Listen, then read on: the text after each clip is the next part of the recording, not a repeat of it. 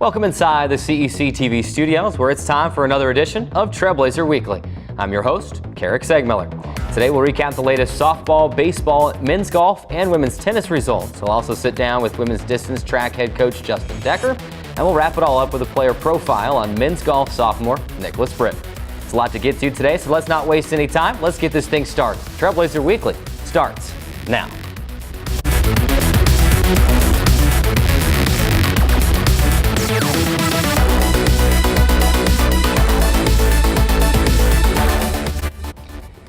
We start the show today on the softball field as the Trailblazers return to Carl Brooks Field for 5 games last week after being away for 10 games in Hawaii. Dixie State opened the week with a non-conference matchup versus Division I foe Southern Utah on Wednesday. Trailblazers build a 5-0 lead behind RBIs from Kinsey Sawyer and Bailey Gaffin and a 2-run home run by Jessica Gonzalez. SUU closed the gap to 5-4, but Dixie State was able to hold on for the 5-4 win, getting that non-conference victory. Then it was back to Pac West play for the Trailblazers on Friday and Saturday as Dixie State hosted Azusa Pacific, who at the time was in second place, just ahead of the Trailblazers at third place in the Pac West. The teams opened their 4-game series with a doubleheader on Friday. Trailblazers were not able to overcome a 6-1 deficit in Game 1 on Friday, eventually falling 6-3. DSU trailed early in Game 2, but rallied for a 12-8 win to clinch the doubleheader split as the teams combined for 29 runs and 40 hits on the day. That win would prove crucial as Dixie State would have a chance to go for the series win the next day. The Trailblazers opened the Saturday doubleheader with a 9-run first inning in Game 1 to seize the momentum and build a 9-1 lead. Azusa Pacific would add another run, but the Trailblazers refused to go down, securing an 11-2 win in Game 1. Danny Barthoff and Arista Honey led the way in Game 1, each blasting multi-RBI doubles down the left field line. Azusa Pacific took a 1-0 lead in Game 2, but Danny Barthoff gave Dixie State the lead with a 2 RBI double in the 4th inning. Barthoff later scored on a wild pitch to give DSU a 3-1 lead. APU would tie the game at 3-3, and the game appeared to be headed to extra innings, but with the runner on second and 2 out in the bottom of the 7th, Bailey Gaffin drove a walk-off RBI double to the gap in left center to clinch the 4-3 Game 2 win and a 3-1 series win for the Trailblazers. With the win, Dixie State improves to 30-8 overall and 15-5 in Pac West play. Trailblazers will head to UNLV on Wednesday with a few more pivotal conference series looming on the horizon. To baseball now, as Dixie State also had a pivotal Pac West series at Carl Brooks Field last weekend. The Trailblazers hosted previously unbeaten in Pac West play Point Loma in a 4-game series on Friday and Saturday. The Trailblazers opened the series on Friday in what had been billed by some groups as the Division II baseball series of the week. Junior right-hander Dylan File fired a complete Game 4 hit shutout in the opener to set the tone for the night. Meanwhile, the Trailblazers gave File all the runs he would need to get the win, finishing the day with 7 runs on 12 hits in Game 1 to roll to a 7-0 win. Dixie State then duplicated the feat in Game 2, scoring 11 runs on 15 hits en route to an 11-3 win in Game 2. Mason Hilty earned the win in Game 2, improving to 6-1 on the season, while Tyler Mildenberg and Tyler Baker each recorded 3 hits apiece. Trailblazers fell behind in both games on Saturday and would need to rally. But rally they did, overcoming a 4-1 deficit for a 10-4 win in Game 1 and rallying for 4 runs in the 9th inning in Game 2, clinching the series sweep with a Jake Davison walk-off single in Game 2 for a 4-3 victory. So again, Dixie State able to sweep the 4-game series over Point Loma last week, and they now really competing for the top spot in the Pac West, just behind Azusa Pacific technically in the Pac West standings. To women's tennis now, as the Trailblazer women's tennis team continues one of its best seasons in program history. Dixie State hosted Boise State on Wednesday at the Bell Tennis Courts. As the Division I foe are the Broncos, and Dixie State was able to get a win at number 1 doubles as Lacey Hancock and Laura Hartle, earning an 8-4 win there, but that would be the lone point of the match for the Trailblazers as they fell 8-1 to the Broncos last Wednesday. Then it was off on a 7-match Northern California trip for the Trailblazers, and they started that trip on Saturday, taking on Hawaii Hilo in a neutral site match at Dominican University. The Trailblazers fought hard and trailed 2-1 after doubles play as Kyra Haramis and Hina Goldsmith got the only win at doubles play with an 8-5 win there. They trailed 2-1 but then rallied in singles play to take the 5-4 victory over Hawaii Hilo. Of course, Hina Goldsmith getting the win in singles play at number 5 singles in that match. Laura Hartle winning at number 4 singles, and Kyra Haramis winning at number 3 singles as Dixie State again the 5-4 win over Hawaii Hilo on Saturday. Their 7-match trip would continue on Sunday in Oakland, California, taking on Holy Names in a game played at Mills College. And Dixie State, although leading 2-1 after doubles play in this match, would eventually fall 6-3 in the match. Again, they led it 2-1 after doubles play, but Hina Goldsmith getting the only singles win of the day for the Trailblazers, and they fall 6-3 to Holy Names. And then continuing, Dixie State taking on Mills College on Monday. And this is, again, a 7-match trip, and they'll play 1 game each day through this coming Friday. But taking on Mills College Monday, that was yesterday, and the Trailblazers rolling to a 9-0 win over the Division III Mills College, sweeping both the doubles and the singles matches for a 9-0 win. Should note, Hina Goldsmith, with her win at number 4 singles, is now undefeated on the current 7-match trip in both singles and doubles play. We'll tell you who their opponent is for the rest of the week when we look at the look ahead a little bit later in the show. Quick update on men's golf before we head to the break. The Trailblazers sit in 4th place after the first 2 rounds at the UC San Diego Southern California Intercollegiate Tournament. All 5 DSU players start the final round in the top 21. Stay tuned to DixieStateAthletics.com for final results from San Diego for men's golf. With that, it's time to take our first break. When we come back, we're joined by women's distance track head coach Justin Decker to discuss the Trailblazers' inaugural season. Don't go anywhere. There's more Trailblazer Weekly after this timeout. I'll never forget the day our landlord called and said, "Read your lease. No pets allowed." My owner tells him my dog ate the lease, but that didn't work. And now I'm stuck in a shelter. But this pit bull is ready for a new crib. I'm loving, loyal, and play well with others. So don't be intimidated by all my muscles, because the biggest one I have is my heart. That's right, I said it.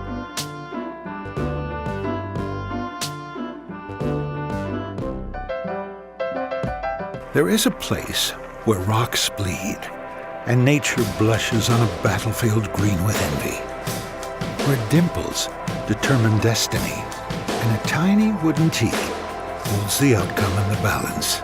There is a place where friends are opponents and opponents are friends, where the prize is elusive, the conquest is captivating, and the score isn't settled till the drinks are down.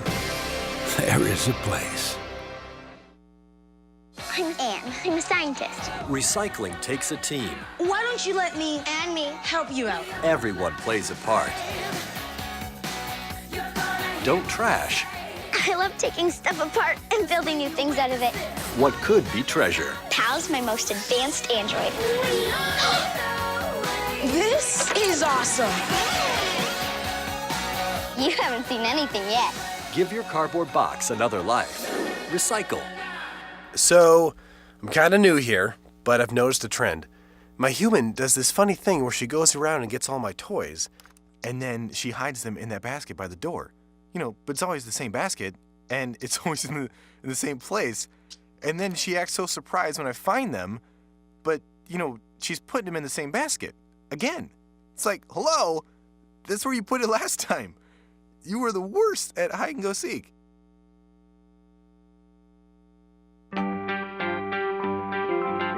I take the road less traveled, run free, unwind, unravel, someplace outside with lots to do. Green trees, red rocks, and don't forget that blue sky. The sunshine shining, sunshine pouring on me. Think I might just stay a while. Say hooray all day because the sun is gonna shine on me. Sun is gonna shine on me. Sun's gonna shine on me. Your daughter is having trouble learning French. Do you A, hire a tutor? Bonjour.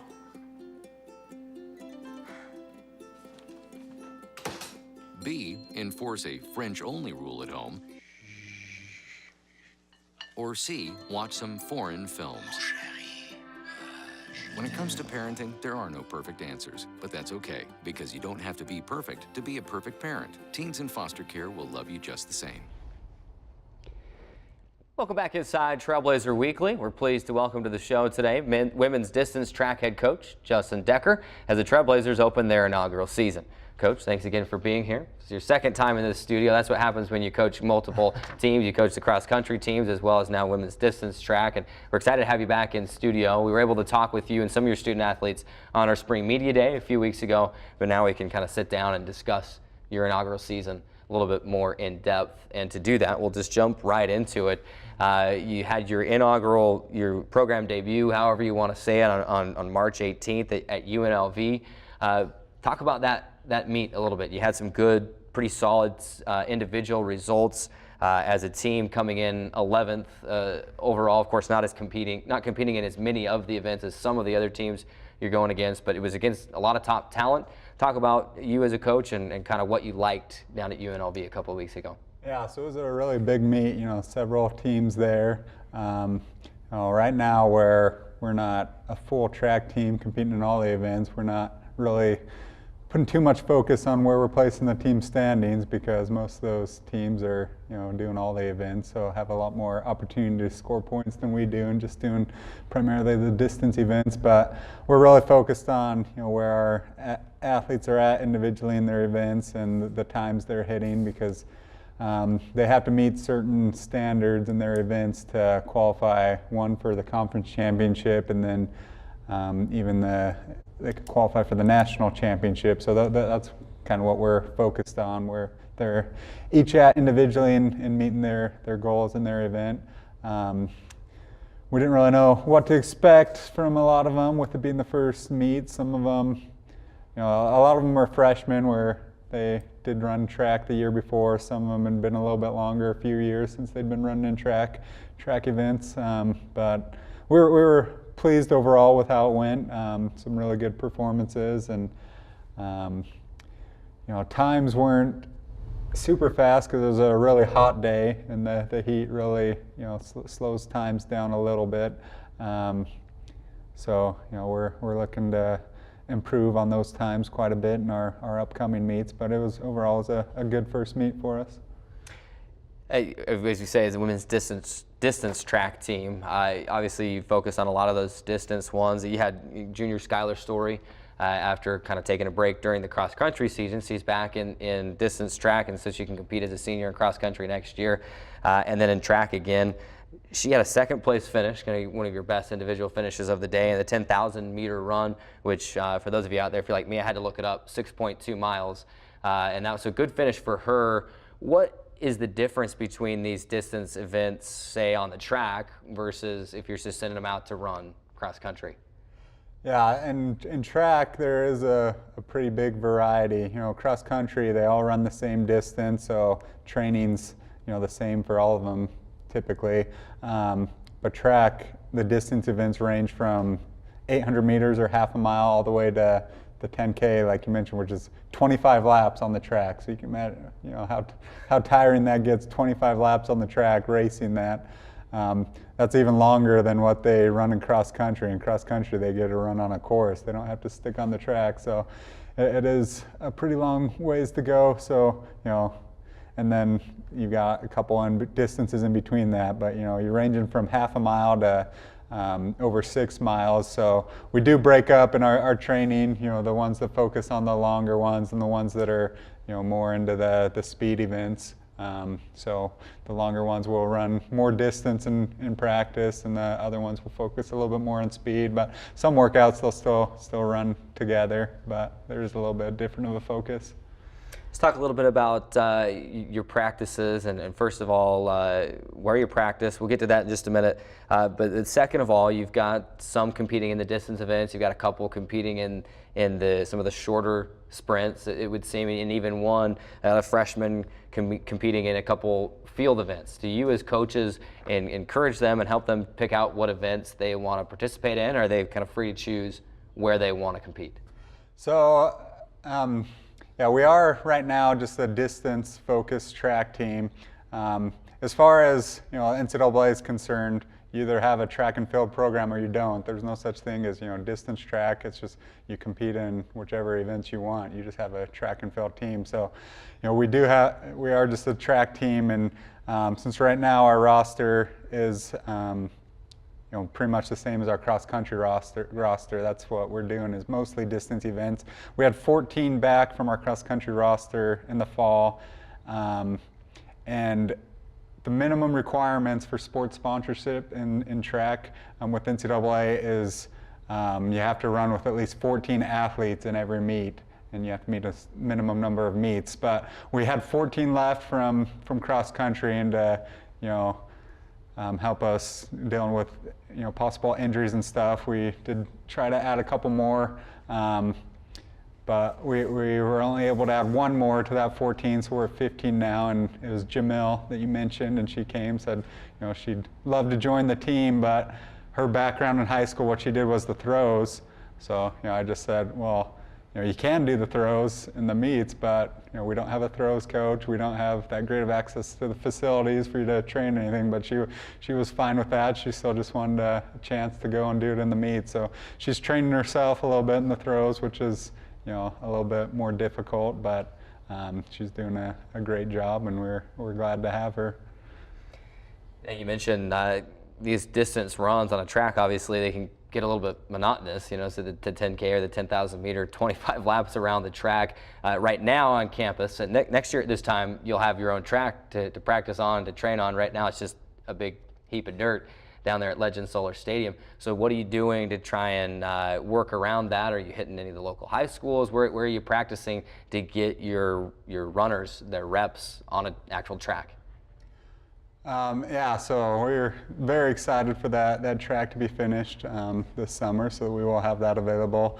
But right now we are training on Dixie High School's track a couple times a week, and then our other days, since they're mostly distance runners, they can run anywhere. So kind of like we did in cross country, we just have loops we run from campus or on the bike trail down by the river, places like that. So it's a mix, the high school track and other loops that we do. Looking at your schedule for the next couple of weeks, at least for the next 3 or 4 weeks in a row, it looks like you're going to be basically living on Interstate 15 between here and Salt Lake as this coming Friday. In fact, you're just getting ready to head up to Orem, Utah to the Utah Valley Collegiate Invite. Then you're in Salt Lake at the Utah Spring Classic, and then the Weber State Open on that same weekend, and then also the next weekend heading up to Utah State in Logan for an invitational there. Obviously, just like the UNLV, it's a Division I school hosting, which doesn't mean it'll be all Division I schools there, but it'll be a lot of top talent again. But how do you choose what meets you compete in? You're just looking for specific events, specific meets that host the events that you're wanting your runners to compete in? Yeah, so some meets, some schools that host will do a couple different events. So we're looking for meets that are running the events we want to run, and just looking for good competition too. In track, same as cross country, you don't have a win-loss record that you compile during the season. It's just in cross country, your early meets, you're doing all you can to prepare yourself the best you can for the conference and regional meets, because those are the ones that matters. In track, throughout the season, you're just trying to get as many of your athletes as you can to hit those qualifying marks for the conference championship and the national championship. So, we just are looking for good competition to run against, and yeah, these are big meets, all that we're going to, where there are a lot of Division I schools, but there are also, Westminster is going to be at a lot of these meets, and other non-D1 schools. So these ones for travel time, where we're looking to miss as little class as possible, and for the budget too, we're looking for the closest meets to go to, and just good competition, the events we want to do. So that's kind of how we got the schedule that we do. Kind of led into my next and kind of my final question here. Those are all leading up to the Pac West Championships Obviously in cross country, you just take your team and you compete. Are there specific marks that your runners will have to hit at an individual level in order to be able to compete at the Pac-West Championships, or is it open to all the teams in the Pac-West that sponsor a track program? So they do have qualifying marks that you have to meet in your event to run in the conference championship. So it's not like cross country where you just take your whole team and run. In each event, they look to have about 16 competitors at the conference championship in each event. And right now I think there's going to be 8 schools from the Pac-West competing. So from those 8 schools, throughout the season, whoever has the best 16 marks in each event will be the ones that can compete in the conference championship. So we're doing what we can to get as many as we can. And they have certain marks you can meet to automatically qualify, or they just take the top 16 in each event. So that's kind of what we're shooting for all of our athletes, to get as many of them as we can there. All right, well, Coach, appreciate you stopping by, spending some time with us today on Trailblazer Weekly. We wish you the best of luck on these meets throughout the next 3 or 4 weeks, building up to the Pac-West Championships on April 28th and 29th. Again, we wish you the best of luck, and we hope to be seeing multiple Trailblazer uniforms on that track in San Diego on April 28th and 29th at the Pac-West Championship. So thanks for stopping by. Thank you. We'll let you off signing the helmet, since technically you've signed it already for cross country. He's head coach Justin Decker of the women's distance track team here at Dixie State. It's time now for our next break. When we come back, we'll wrap up the show with a look ahead at the next week in Trailblazer Athletics, as well as take a look at our latest player profile feature with men's golf sophomore Nicklaus Britt. It's all coming up next on Trailblazer Weekly. We'll be right back. I'll never forget the day our landlord called and said, read your lease. No pets allowed. My owner tells him my dog ate the lease, but that didn't work. And now I'm stuck in a shelter. But this pit bull is ready for a new crib. I'm loving, loyal, and play well with others. So don't be intimidated by all my muscles, because the biggest one I have is my heart. That's right, I said it.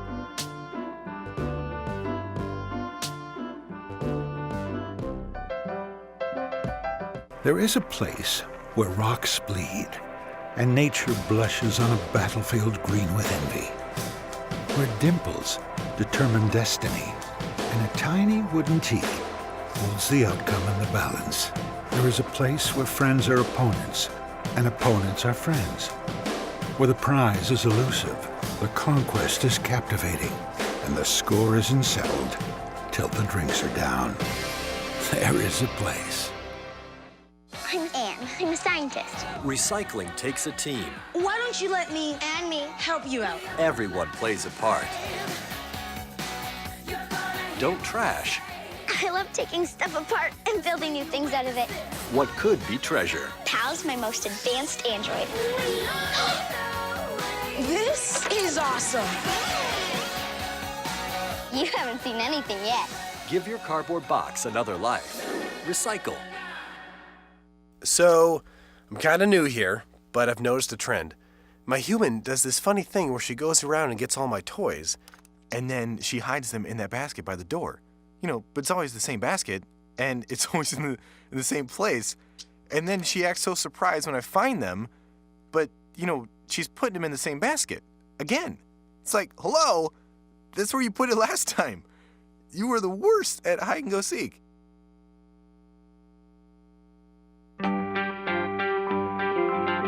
I take the road less traveled, run free, unwind, unravel, someplace outside with lots to do. Green trees, red rocks, and don't forget that blue sky. The sunshine shining, sunshine pouring on me. Think I might just stay a while. Say hooray all day because the sun is gonna shine on me. Sun is gonna shine on me. Sun's gonna shine on me.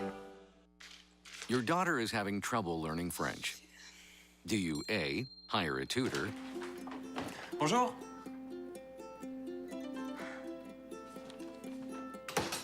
B, enforce a French-only rule at home,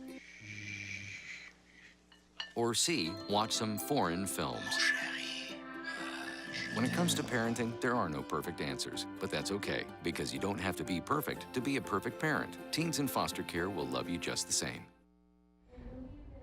Welcome back inside Trailblazer Weekly. It's time now to take a look ahead at the next week in Trailblazer Athletics. As always, go ahead and follow along on your screen as we let you know which events are at home and which are on the road. It starts today, really, Tuesday. Men's golf is at the second day of the UC San Diego SoCal Intercollegiate. That going on all day. We'll have those results for you at DixieStateAthletics.com. And then women's tennis continuing their 7-match trip at Dominican. That match will start at 1 p.m. Pacific time, 2 p.m. Mountain time. We'll have the results of that as well on the website as well tonight. Continuing into Wednesday, women's tennis will be at Notre Dame de Namur University with a 2 p.m. Pacific time start at 3 p.m. Mountain time. And then softball, taking a break from conference action, they will head to UNLV in Las Vegas, Nevada for a matchup with the Rebels. That game starting tomorrow night on Wednesday at 6 p.m. Pacific time, 7 p.m. Mountain. And we do have live video and live stats links on DixieStateAthletics.com. Moving into Thursday, March 30th, women's tennis will be at Stanislaus State, kind of a tongue twister there. 2 p.m. Pacific time start, 3 p.m. Mountain. And then baseball, first game of a 4-game series at Fresno Pacific. That one game will start at 6 p.m. Pacific, 7 p.m. Mountain time. Moving on to Friday, March 31st, kind of a busy day on Friday. Women's distance track, of course, as we talked about with Coach Decker at the UVU Collegiate Invite.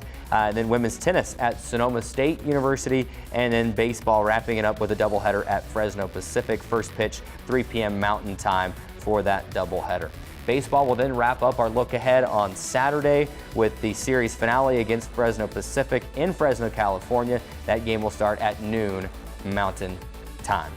So Saturday marks the last day of our look ahead, nothing Sunday or Monday. Time now for our latest profile feature. This week, Trailblazer Weekly correspondent Shelby Young caught up with men's golf sophomore Nicklaus Britt.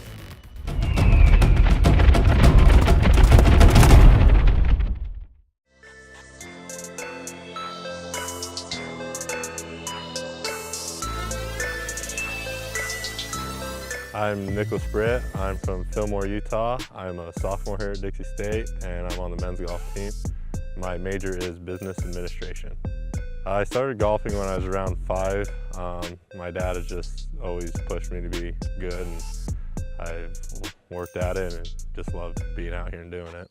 My brother has been an influence on me. He grew up golfing too, and he always just kind of pushed me to be better.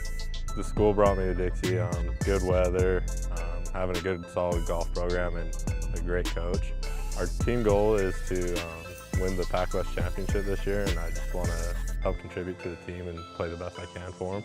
Favorite part about golf is being away for a couple hours, getting out here and getting the fresh air. I compare myself to Dustin Johnson just because we're both really long hitters, and I just like the way he plays. My favorite course is Poppy Ridge, the one we just came back from, California, Livermore. Yeah, I'm looking on turn pro when I'm finished here after 4 years, try and get on the PGA Tour. My favorite movie is Caddyshack. Go-to spot in St. George is the ledges. My best golf shot I've ever hit was last month. I hit a hole-in-one at Sunbrook this year. It was an 8-iron from 178 yards. I'm Nicklaus Britt, and thanks for watching. As always, another great player profile feature, this time with men's sophomore golfer Nicklaus Britt. That'll do it for today's show. I want to thank you again for watching. Remember, you can catch all episodes of Trailblazer Weekly on demand on the CEC TV and the Dixie State Athletics YouTube pages. Enjoy your week. We'll see you next time on Trailblazer Weekly.